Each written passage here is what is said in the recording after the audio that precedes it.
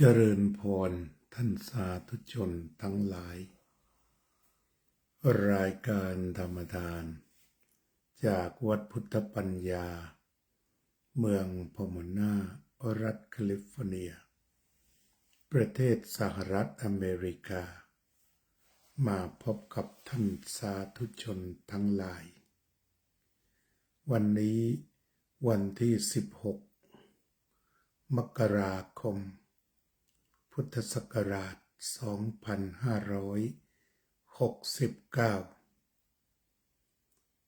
เมื่อ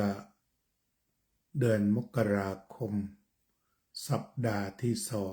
2พวกเราก็ได้ชมติดตามข่าวคราววันเด็กซึ่งนายกรัฐมนตรีตลอดถึงผู้หลักผู้ใหญ่ใจดีทั้งหลายก็ได้ให้ความสำคัญกับเด็กในทุกด้านวันนี้ก็พอมาถึง16ตรงนี้ล็อกตายตัว16ของทุกปีก็จะเป็นวันครูวันครูก็เป็นการเตือนให้เราระลึกถึงว่าทุกคนมีครูที่เติบโตขึ้นมาได้นี้ก็จะต้องผ่านการมีครู2ระบบครูที่1ก็คือครูที่เป็นไปตามธรรมชาติกับการเรียนรู้คือครูที่อยู่ใกล้เราที่สุดนั่นคือพ่อแม่จะเป็นครูหลายวิชาเช่นเบื้องต้นจะเป็นครูภาษาพอเราเริ่มเติบโตขึ้นเราก็เรียนวิชาการพูดจากคุณแม่หรือคุณพ่อโดยเฉพาะคุณแม่อยู่ใกล้ตัวเราที่สุดเราก็จะพูดถึงภาษาที่คุณแม่เป็นผู้สั่งสอนเป็นผู้อบรมเจริญพรโยมรุ้งนภาโรจนะบุรานุนฉะนั้นการพูดภาษาถนัดอย่างไรก็เป็นไปตามลิ้นของมารดาเรียกว่ามาเตอร์ทังโยมสุนิตวงศ์สุเทพก็คือคุณครูตลอดชีวิตจนเกษียณก็ถือว่าเป็นอาชีพที่เป็นบุญเป็นกุศลเป็นอาชีพของการเบิกดวงตาดวงใจให้แก่ลูกหลานได้เจริญเติบโตถือว่าเป็นอาชีพที่ครูภูมิใจแล้วก็เป็นบุญเป็นกุศลโยมนพรัตน์บุญกอบเจริญพร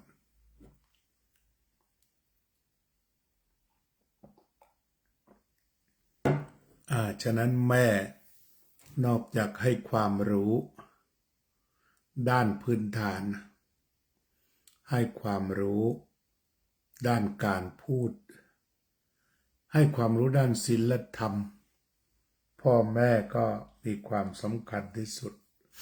เป็นผู้ที่จะปลูกฝังศีลธรรมว่าเราจะเติบโตขึ้นมามีศีลธรรมหรือไม่อย่างไรโยมกฤษณะฉายากุลเจริญพรโยมนรงค์ท่านนรงค์สังขวิชิตฉะนั้นพระพุทธเจ้าได้ยืนยันว่าพ่อแม่คือครูของลูกแต่อาตมาก็ได้คุณแม่และคุณพ่อนำเข้าวัดขันเงิน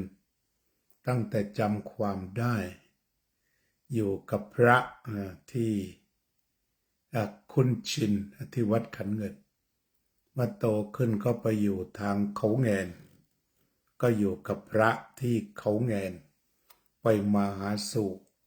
ได้สิ่งแวดล้อมที่เป็นพระ เลยเติบโตขึ้นมาเป็นเด็กที่รักพระ แล้วก็บวชตั้งแต่อายุ13 ขวบอันนี้ก็ถือว่าทิศทางที่แม่สร้าง ก็คือสร้างมาให้เป็นพระ เพราะแม่มีที่ไปคือวัดขันเงิน อันนี้ก็เป็นตัวอย่างของครู ครูแม่ของเราครูแม่เป็นครู ก็คือครูธรรมชาติ อย่างเมื่อกี้เจอโยมกุหลาบพัชรดุลเจริญพรอาจารย์สาธิตธีรปัญโยอันนี้ก็คือแม่พ่อที่เป็นครูของลูกหลายเรื่องบางท่านได้วิชามาเช่นเมื่อตะกี้คุณนพรัตน์บุญกอบก็ได้เล่าให้ฟังว่าแม่ขายของขายขนมขายข้าวเพราะฉะนั้นทุกวันนี้โยมนพรัตน์เวลามาวัดก็ทำอาหารมาที่ทุกคนชื่นชมว่าทำอาหารได้อร่อยก็เนื่องจากเป็นลูกแม่ค้าข้าวแกงลูกแม่ค้าขนมขายทุกอย่างเวลาลูกจับอะไรก็เป็นไปหมดเพราะเป็นลูกแม่อย่างแท้จริงอันนี้ก็คือเป็นครูหลายท่านก็ได้ติดไม้ติดมือมาโยมโซเฟียทำอาหารเก่งก็เพราะที่บ้านทำอาหารเก่งและหลายท่านที่เข้าวัดเข้าวาก็ได้พ่อแม่นี่แหละเป็นครูศิลธรรมหรือยายนอกจากนั้นเราก็ผ่านครูในระบบซึ่งครูได้กระจายตัวอยู่ทั่วทั้งประเทศในช่วงนี้อาตมาก็เปิดพบเพลงครูในดวงใจซึ่งร้องหลายคนแต่จะเปิดให้ญาติโยมฟังโยมก็กดหัวใจกดนิ้วกันไปฟังเพลงครูในดวงใจสำนวนไม้พิรมและอีกหลายคนเดี๋ยวจะลองดู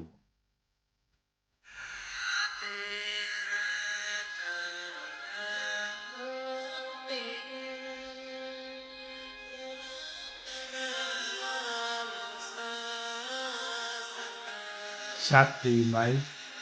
ถ้าชัดดีก็บอกว่าชัดแล้วก็เพราะกดหัวใจเลยกิจกรรมเลยกดหัวใจไหว้ครู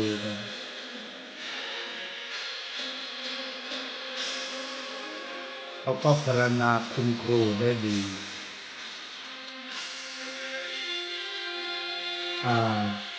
ให้ทุกคนถวายหัวใจกันกดกันเลย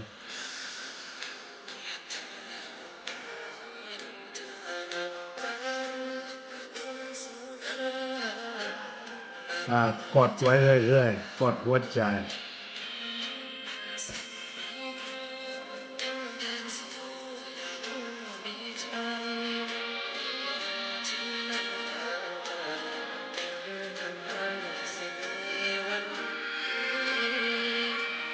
เสียงพอใช้ได้นะ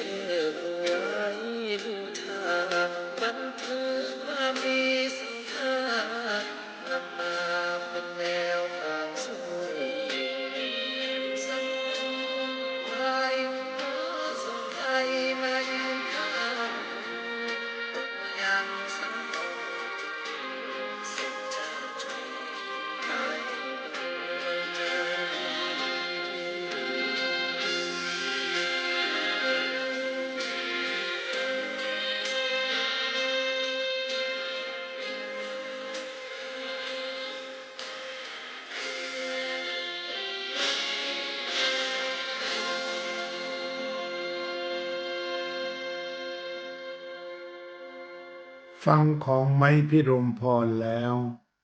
ลองฟังของอรวีสัจจานนท์อาเจริญพรโยมรัตตินันท์ลองฟังเสียงผู้หญิงบ้างอรวีสัจจานนท์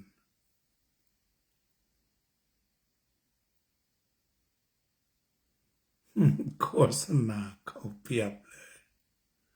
กว่าจะผ่าน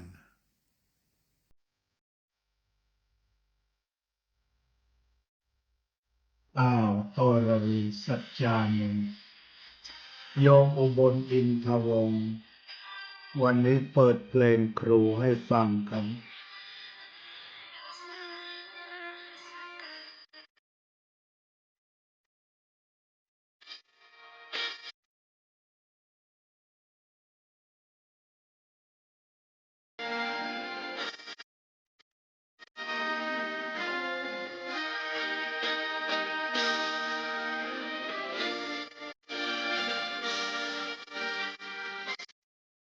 เราฉลองวันครูด้วยเพลงเพราะญาติโยมกดหัวใจถวายครู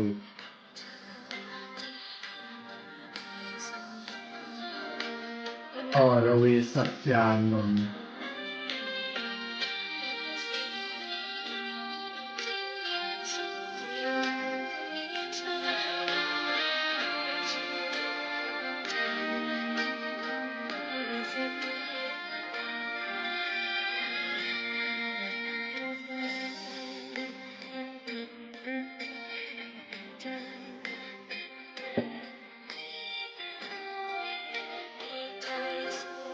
ชัดเจนดีไหม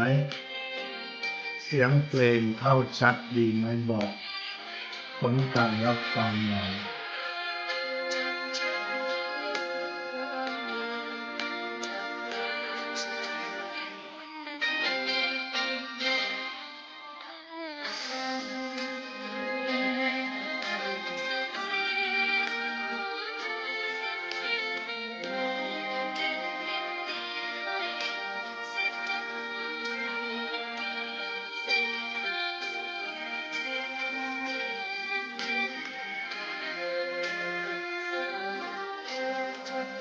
ชัดเจนเนาะเพราะ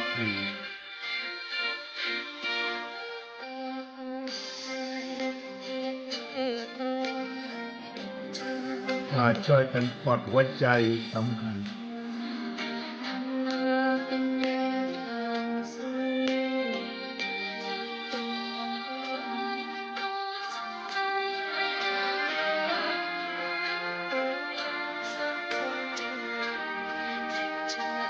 หัวใจ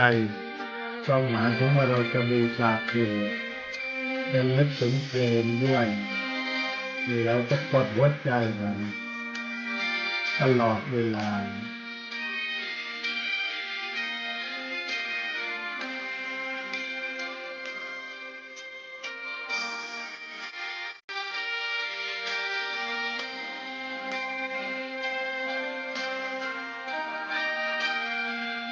ต้องแล้วก็ระลึกถึงพระคุณ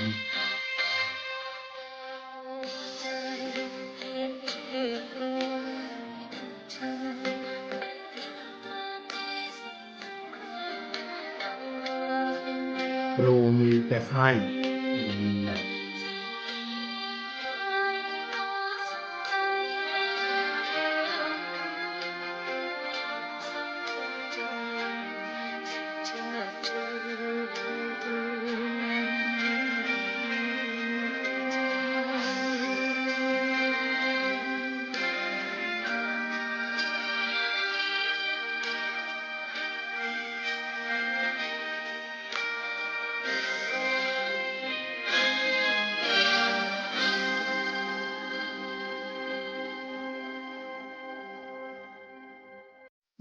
ลองดูมีเพลงรางวัลของครูนะเดี๋ยวจะเปิดให้ฟังอันนี้ก็คือเป็นเรื่องของความดีของครูที่ออกมาจากหัวใจยังเห็นความสำคัญของครูที่จะได้สร้างเยาวชนพวกเราก็สำเร็จมา ด้วยคุณครู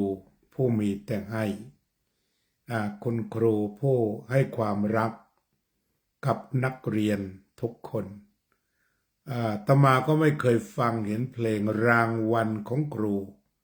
ขึ้นมานะเอาลองฟังกันดูยาวถึง3 นาทีนะเอาลองดูแล้วกันปานธนพรแวกประยูนลองดู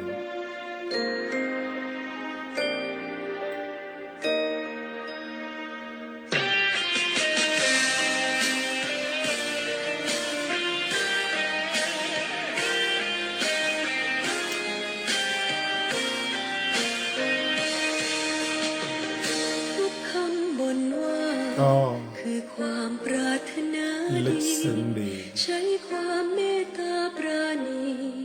คอยชี้หนทางเดินให้ ครูเป็นผู้ชี้ทาง กลั่นเป็นรักและห่วงใย เป็นคุณครู เพื่อทำหน้าที่ คุณธรรมสำคัญครูคือชี้ทาง ให้วิชา ทั้งทางโลกและทางธรรม เพื่อสิทธิ์จาก ให้เด็กมีอาชีพ และก็รอดพ้นจากความชั่วความทุกข์ ยังสู้ยังสู้เรื่อยมา ให้สิทธิ์ถึงฟังด้วยแรงหวังแรงศรัทธาเหนื่อยกายและใจทว่าเป็นสุขอยู่ทุกนาที ความภูมิใจไม่ได้อยู่ในพานไหว้ครูแต่อยู่ในวันที่รู้ว่าสิทธิ์นั้นไปได้ดีเรือจ้างลำไกลยังพายสุดแรงที่มีพ่อพิมพ์แม่พิมพ์วันนี้ยังพิมพ์คนดีสุดแรงหัวใจทุกคนคือสิทธิ์ตลอดชีวิตของครู เพลงนี้เพราะ ถ้อ มาย ก คำชื่นชมเชิดชู รีวิว ไม่ ส ต้ ว อย งให้ครูก็ได้ มีการกราบครูด้วย รู้ถูกรู้ผิดมีชีวิตที่ส โย ด ม ใส ไปติดตามใน YouTube ได้ ที่ครูฝันใฝ่ เพราะ เพื่อเป็นแรง อย่าลืมกดหัวใจเธอจอจะได้ไม่เงียบ เป็นเพลงที่ดีมากจริง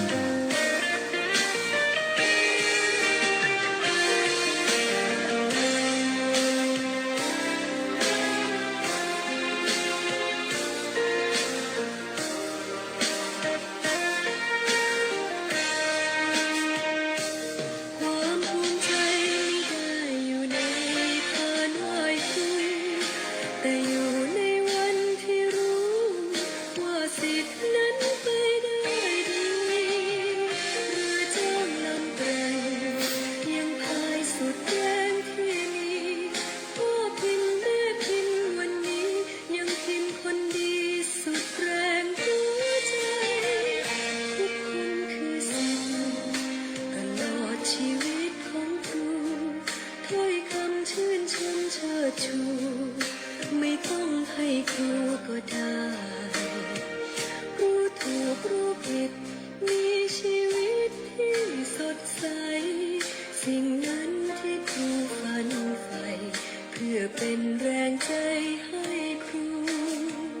รู้ถูกรู้ผิดมีชีวิตที่ก้าวไกล เป็นคนที่ดีให้ได้ นั่นคือรางวัลให้ครู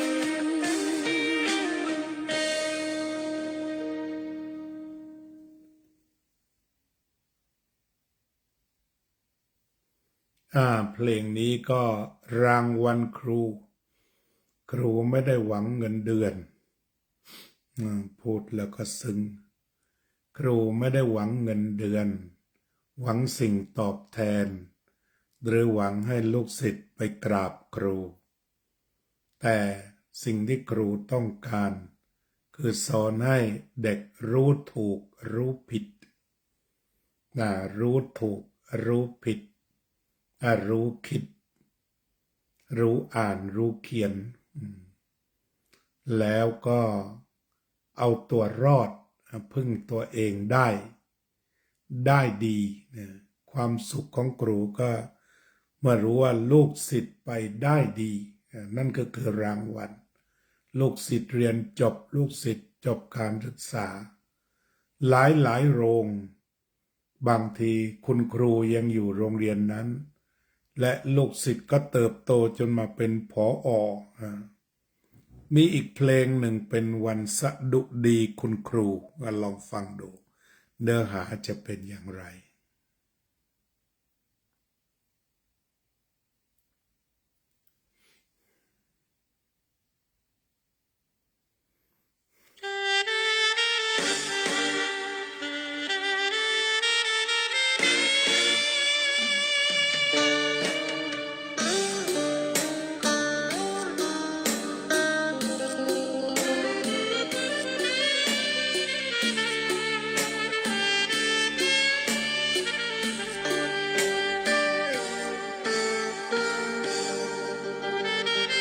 ชีวิตคุณครูทนสู้นาปัญหาสั่งสอนวิชาให้ศิษย์ได้มีความรู้เหนื่อยยากเพียงใดใครหนอเห็นใจคุณครูจุดหมายในใจมีอยู่ศิษย์รู้วิชาภูมิใจอ่านเขียนก็กาอีอูศิษย์มีความรู้คุณครูน่าชื่นสดใสซาบซึ้งพระคุณอบอุ่นอยู่ในหัวใจจะจดจำ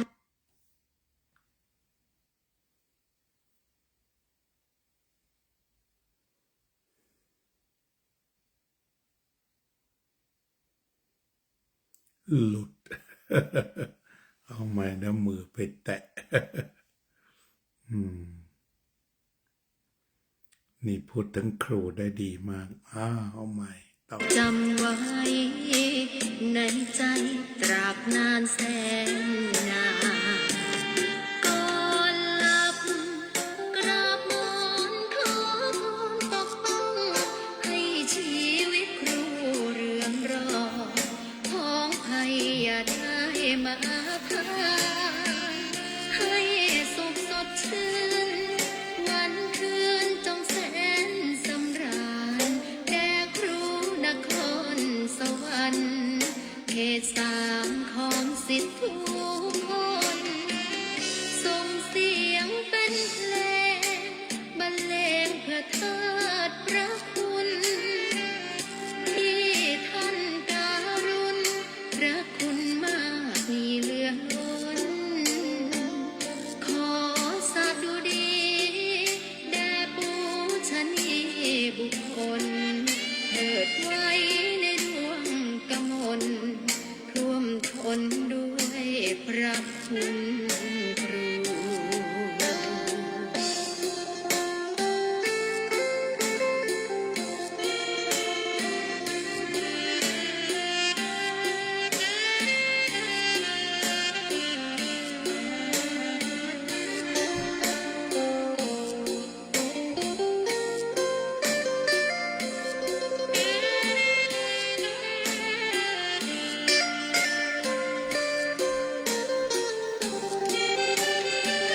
ส่งเสียงเป็นเพลงบรรเลงเพื่อเทิดพระคุณที่ท่านการุณพระคุณมากมีเหลือล้นขอสดุดีแด่ปูชนีบุคคลเถิดไว้ในดวงกมลท่วมท้นด้วยพระคุณครู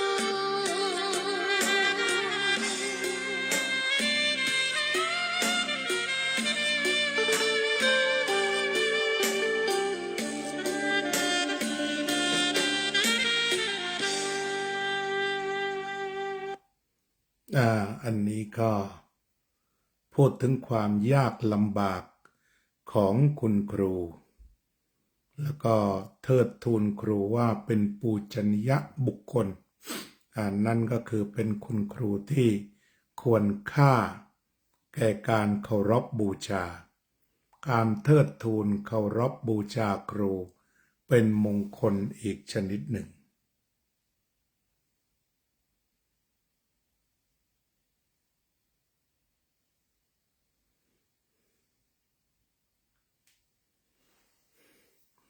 เพลงอีกเพลงหนึ่งเก่าแก่ที่สุดที่สะท้อนความเป็นครูได้อย่างมากวันนี้ก็จะนำเอาวงจันทร์ไพโรจน์ผู้ที่ร้องคนแรก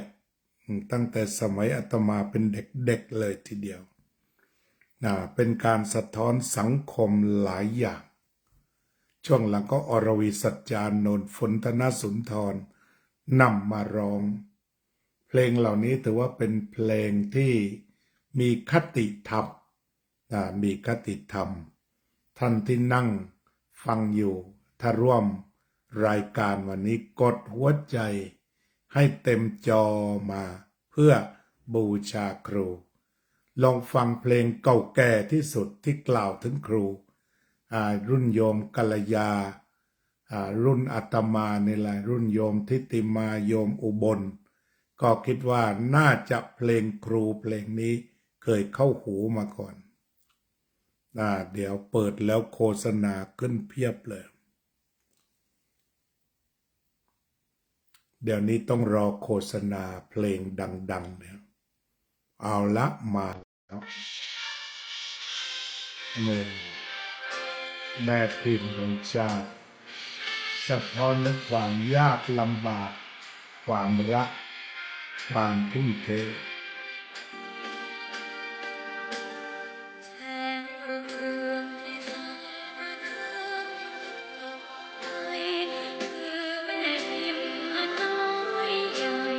อันนี้เป็นของฝนธนสุนทร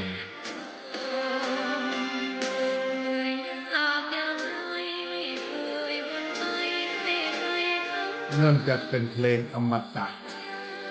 ใครร้องก็เพราะใครเสียงดีก็นำมาร้องอีกเป็นเพลงอมตะ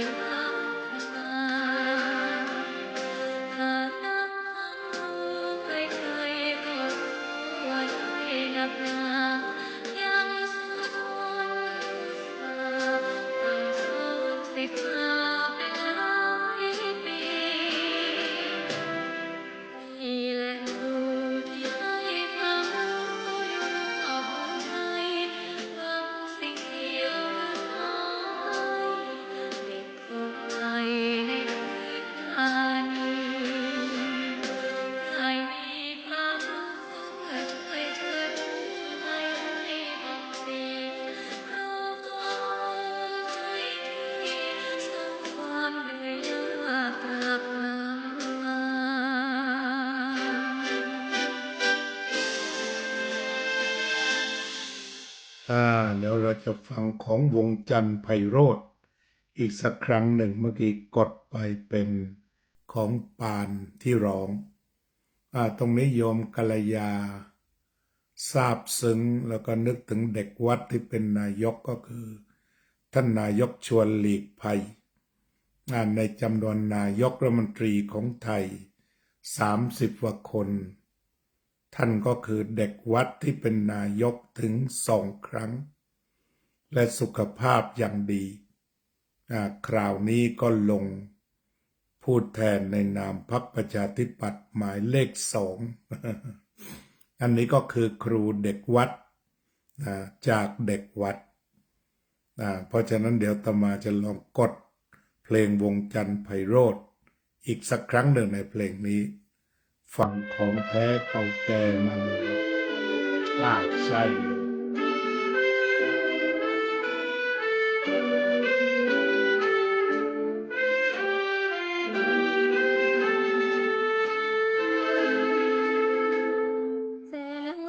นี่ใช่เลย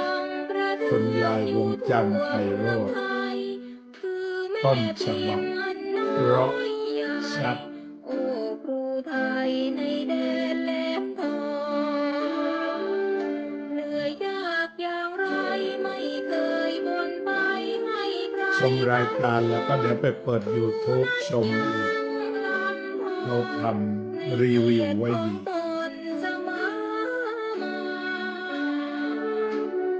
ที่ทำงานจังสุดกันดานในป่าดงไพรถึงจะไกลก็เหมือนใกล้เร่งรุดไปให้ทันเวลากลับบ้านไม่ทันบางวันต้องไปอาศัยหลวงตาครอบครัวคอยท่าไม่รู้ว่าไปอยู่ไหนถึงโรงเรียนก็เทียนจะสายจนได้เวลาเห็นสิทธิ์รออยู่พร้อมหน้าต้องรีบมาทำการสอนไม่มีเวลาที่จะได้มาหยุดพอพักผ่อนโรงเรียนในดงป่าดอนให้โหยอ่อนสะท้อนอุราชื่อของครูฟังดูก็รู้ชวนชื่นใจงานที่ทำก็ยิ่งใหญ่สร้างชาติไทยให้พัฒนาฐานะของครูใครๆก็รู้ว่าด้อยหนักหนายังสู้ทนมือสาบสั่งสอนศิษย์มาเป็นหลายปีนี่แหละครูที่ให้ความรู้อยู่รอบเมืองไทยหวังสิ่งเดียวคือขอให้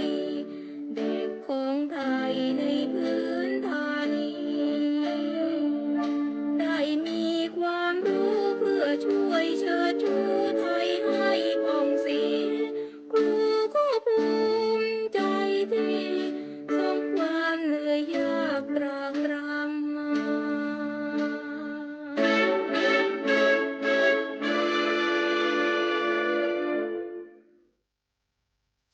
อันนี้ก็แม่พิมพ์ของชาติจากต้นฉบับวงจันทร์ไพโรจน์มีคำหนึ่งที่ว่าบางวันกลับบ้านไม่ทันต้องไปอาศัยหลวงตาตรงนี้หมายถึงว่าสมัยตั้งแต่รัชกาลที่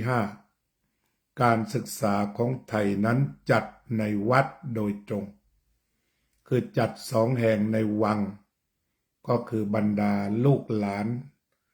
พระเจ้าลูกเธอลูกหลานข้าราชบริพารเรียนในวัง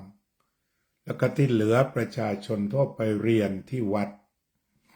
ในหลวงรัชกาลที่5ได้นิมนต์พระ 30,000 วัดมาจัดการศึกษาโดยใช้ศาลาวัดใช้ที่วัดและพระเป็นครูนั่นก็คือพระมีความรู้นักธรรมตรีโทเอกแล้วก็ได้เป็นครูช่วยงานพระเจ้าแผ่นดินรัชกาลที่5นะ นี่ก็คือความสัมพันธ์เชื่อมโยงระหว่างชาติศาสนา องค์พระมหากษัตริย์ที่เราจะต้องทำความเข้าใจว่าสถาบันพระมหากษัตริย์นั้นมีความเชื่อมโยงสัมพันธ์ดูแลสังคมไทยทุกด้านโดยเฉพาะด้านการศึกษานั้นอย่างไรและก็เน้นเพื่อการพัฒนานั่นก็หมายความว่าการศึกษาก็เพื่อให้คนเป็นคนดีแล้วก็ออกมาพัฒนาสังคมอาตมาเติบโตในยุคการศึกษากำลังขยายตัวเด็กเกิดเยอะมากช่วง 2515-2520 ช่วงนั้นเด็กเกิดกันมากจนกระทั่งต้องวางแผนครอบครัวก็คือเรียกว่าบรรเทาหรือชะลอการเกิดแล้วก็ในที่สุดมันก็มาได้ผลปัจจุบันคือจากเด็กที่เกิดได้ปีละ 7-8 แสนคนจะเหลือเด็กประมาณ 4 แสนคนผลกระทบด้านแรงงานก็ตามมาทันทีในยุคนั้นก็เพื่อให้การศึกษาดำเนินไปด้วยดีวิทยาลัยครูก็ได้ผลิตวันละ2 รอบปกติและรอบพิเศษแต่ว่ารอบทวายไลท์เพราะนั้นวิทยาลัยครูหรือราชภัฏคือรากฐานของประเทศรากฐานของประเทศที่มีมาตั้งแต่ในอดีตในการสร้างชาติสร้างพลเมืองดีออกไปสร้างชาติให้มั่นคงมาถึงทุกวันนี้ก็ส่วนใหญ่มาจากวิทยาลัยครูถึงแม้ขณะนี้จะมีนักการเมืองคนหนึ่งเผลอไผลไปพูดว่าวิทยาลัยครูคือวิทยาลัยคนจนนะแต่ถ้าพูดอีกนัยยะหนึ่งในทางไม่ได้ดูถูกดูแคลนก็เราว่าวิทยาลัยครูนี่แหละรองรับคนจนมาเรียนเพราะว่าทำงานได้ไวนะ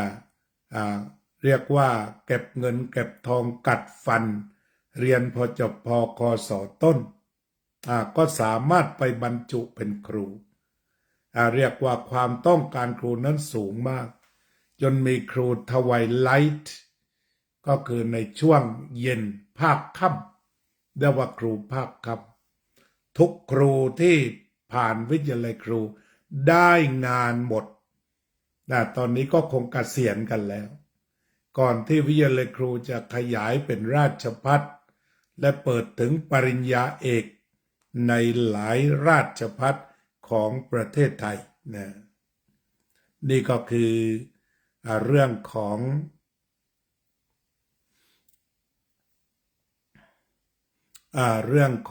การศึกษาไทยที่เราควรจะได้เข้าใจลองฟังดูเพลงของเกษมคมสันว่างั้นก็เป็น MV เหมือนกันจะเป็นเพลงครูยังไงเข้าไม่ได้ ต้องเป็นเงินไป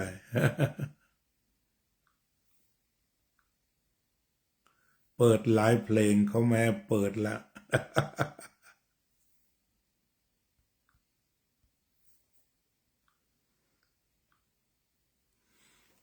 เปิดไปหลายเพลงมากTikTokมันบล็อกเราละ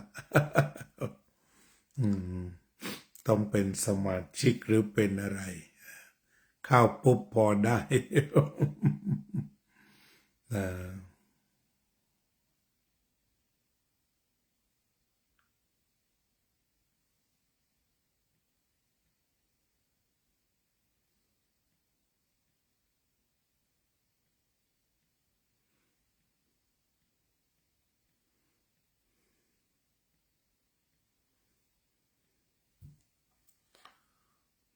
อันนี้ก็ถึงความสัมพันธ์ที่ครูอยู่ในโรงเรียนหรือว่าอยู่ในวัดที่ทำงานร่วมกันแต่อดีตการแล้วก็สร้างชาติให้เจริญเติบโตขึ้นมาถึงทุกวันนี้ เพราะฉะนั้นสิ่งที่เราจะต้องมองก็คือ มองให้คุ้มค่านะนางฟ้าบ้านไพรน่าฟังเอาลองดูอีกเพลงหนึ่งนางฟ้าบ้านไพร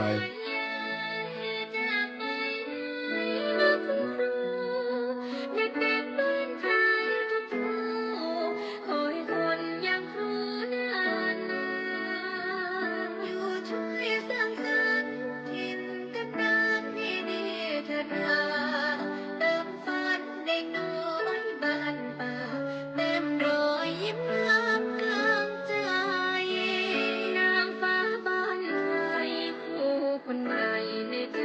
พ้องชนนับไม้บนยามวันโดนหนทางไกล เสียงดีมากพร้อมยืนสู้เคียงคู่เรื่อยไปขอรู้อยู่เป็นเทียนชัย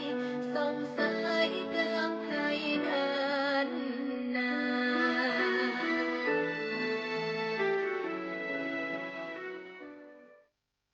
เพราะจริงๆโรงเรียนสังขะครูโรงเรียนสังขะ นางฟ้ากลางไพรชื่ออย่างนั้นไม่จบลองดูเพื่อจะได้อีกที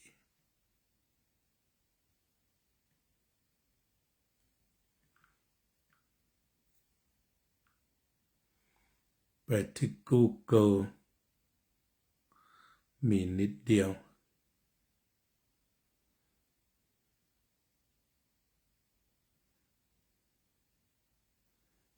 ลองดูนะตอนนี้น่าจะคึกคักอยู่เหมือนกัน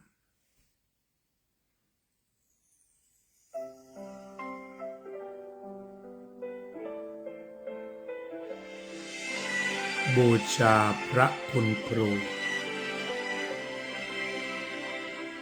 ใต้ร่มพระเมตตาเพราะมันนะ แผ่นดินไทย พระแม่ผู้ทรงห่วงใยดูแลลูกไทยทุกคน ดุจดอกกล้วยไม้ เมื่อกี้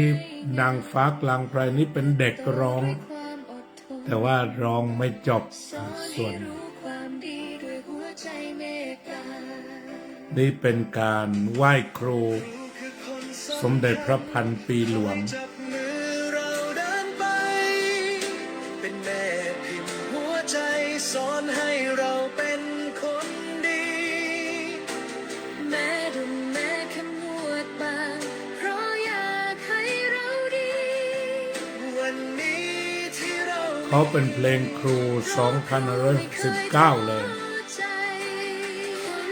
ไทยทุกคนเป็นศิษย์มีครูขอขอบคุณ เขาเอาคำนายกมาแต่ง ฉลาดรู้ฉลาดคิดฉลาดทำทุกสิ่งเรียนดีมีความสุขเติบโตอย่างมีค่าแม้โลกจะเปลี่ยนไปไกลแค่ไหน ครูยังคอยอยู่เคียงข้างเรา ใต้ร่มพระบารมีแม่และครูของชาวไทย สิทธิ์ขอสัญญาจะเป็นคนดี ตลอดไป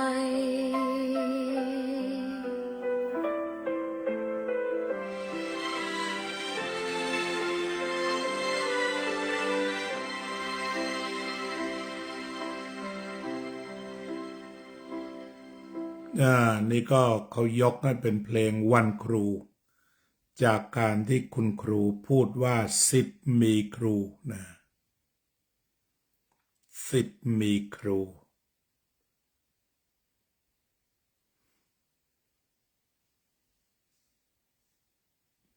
เป็นยกเป็นวันครูแห่งชาตินะปีนี้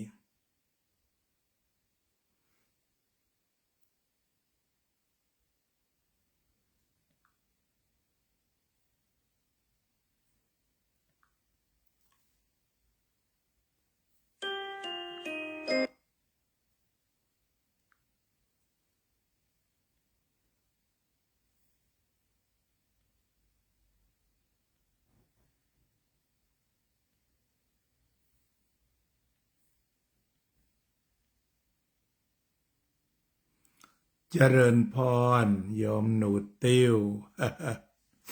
เจริญพรสุขสันต์วันครูค่ะ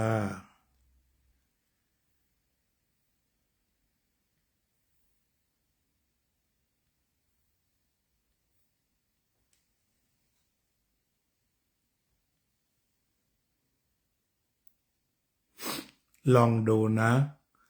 พบแล้วนางฟ้าบ้านไพรคนร้องชื่อแพรวาพัชรีน่าจะไพเราะเหมือนกันเมื่อกี้ได้ยินครึ่งเดียว ลองฟังกันดู ดังแล้วเหมันกันเพราะโฆษณาขั้นแล้ว เราก็ปล่อยไปก่อนสักนิดหนึ่งเรากำลังระลึกถึงครู เลยหาบทเพลงที่ดีที่สุดมาเปิดให้ญาติโยมได้ฟัง หากชอบก็กดหัวใจสดุดีคุณครูได้เพราะทีเดียวก็เจอหลายสำนวนหลายหัวใจ หลายยุคหลายสมัย และทุกยุคทุกสมัยล้วนมีครูศิษย์มีครู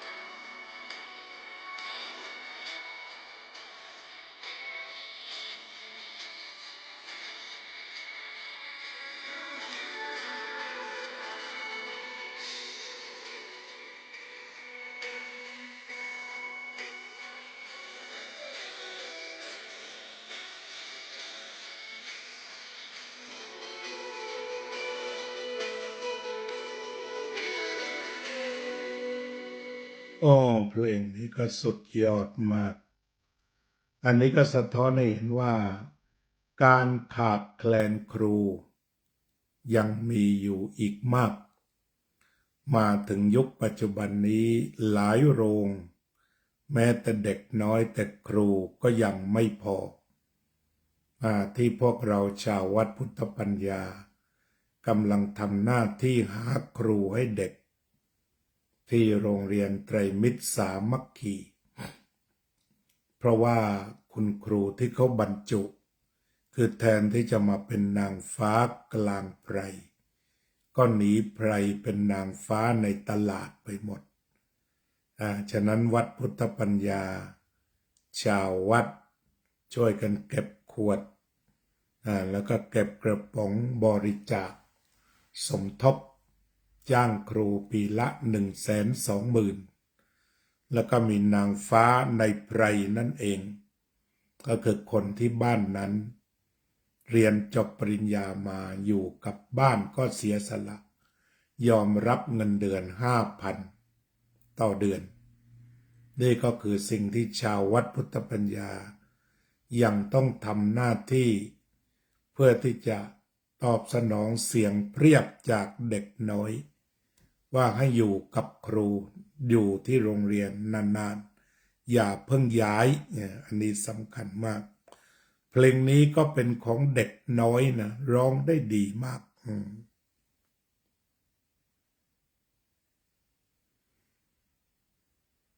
ชื่อแวร์แพรวาพัชรีเป็นของแกรมมิโกด้วยนะก็แสดงว่าเขาตั้งใจทำอย่างดีเด็กหญิงพัชรีเย็นแพงนางฟ้าบ้านไพรร้องได้ไม่มีทิฏฐิเหมือนกันเขาเคยผ่านศึกวันดวลเพลงมาแล้วเด็กคนนี้มาแรงเลยเหมือนกัน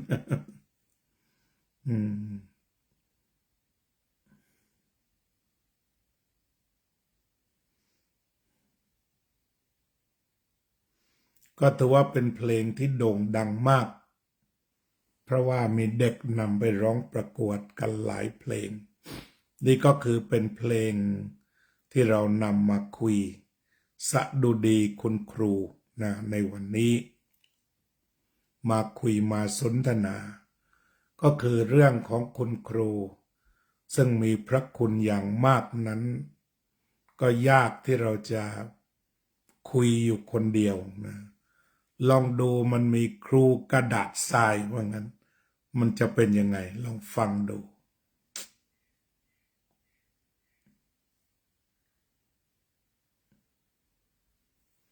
ไม่ได้อีกเหมือนกันไปมันนิ่งไป ได้ไหมไม่ได้เหมือนกัน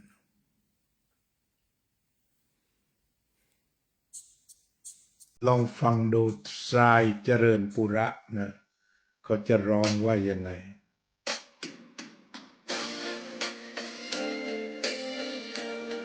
เอาเป็นเพลงสตริงฟังดูเพราะว่าเป็นเพลงครูก็จะฟังไปเรื่อย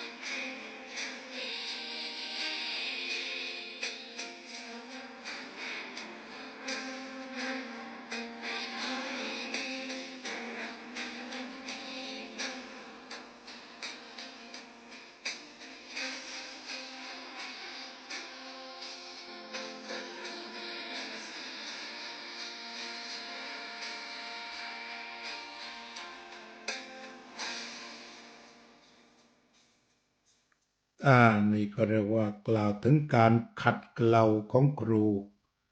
ในชั่วโมงที่คุณครูบ่นในชั่วโมงที่คุณครูกล่าวอะไรต่างๆชี้ถูกชี้ผิดอาจจะเครียดอาจจะไม่ค่อยน่ารักแต่วันเวลานั้นผ่านไปก็จะกลับมาบอกว่าได้ดีเพราะครูอันนั้นก็ถือว่าเด็กก็ได้บรรลุเป้าหมาย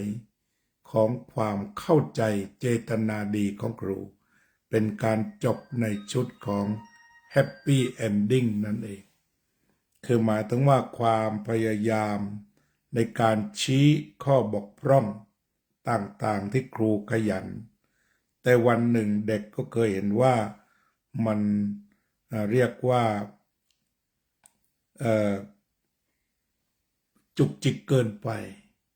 แต่พออยู่มาวันหนึ่งความจุกจิกนั้นก็คือการช่วยกันขัดเกลาให้เด็กงามและในที่สุดมีวันนี้ก็คือผ่านพ้นอุปสรรคไปได้วันนี้ก็จัดเป็นรายการพิเศษโดยถ้าอาตมานั่งพรรณนาครูคนเดียวแต่นี้เราก็ฟังจากอดีตว่าคนนั้นรู้สึกกตัญญูกตเวทีต่อครูอย่างไรสถาบันครูยังเป็นสถาบันหลักของการสร้างคนให้ดีให้เจริญเติบโตอย่างมีจิตสำนึกต่อการสร้างสังคมที่น่าอยู่ต่อไปขอเราทำสมาธิระลึกถึงครูก่อนจะจากกัน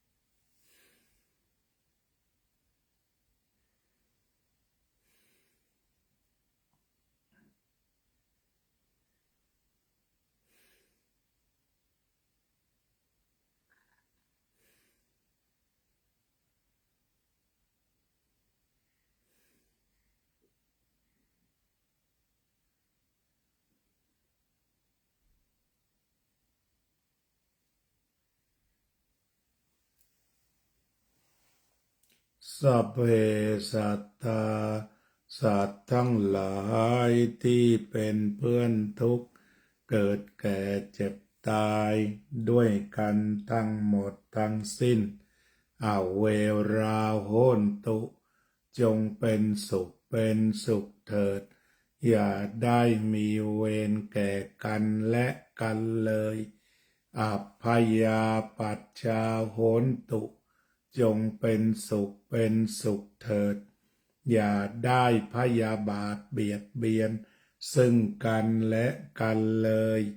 อันนีคาโหนตุจงเป็นสุขเถิดอย่าได้มีความทุกข์กายทุกข์ใจเลยสุขีอัตานังปริหารันตุจงมีความสุขกายสุขใจรักษาตนให้พ้นจากทุกภัยทั้งสิ้นเถิดอภิวาทนาสีลิสะนิจจังอุทาปจายโดจัตตารโอธรรมาวัฏันติอายุวันโนสุขังพลังขอให้ทุกคนอยู่เย็นเป็นสุขศิษย์มีครูมีความสุขทุกท่านทุกคนเทอญ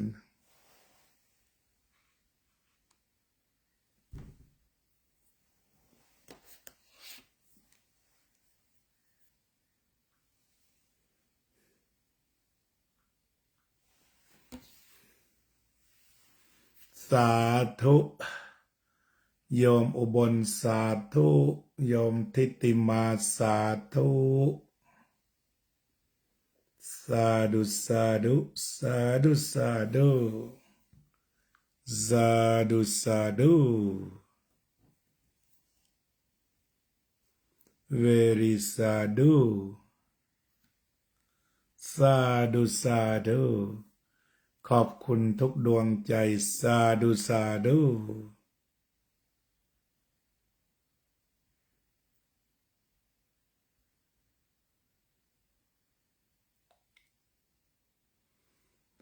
สาธุ thank you we just finished talking about teacher contribution of teacher for our daily life. Teacher make us physical grow, mental grow, and spiritual grow. So depends upon teacher. We become good citizen and good world citizen. Good morning from New York. That okay? I think I leave now.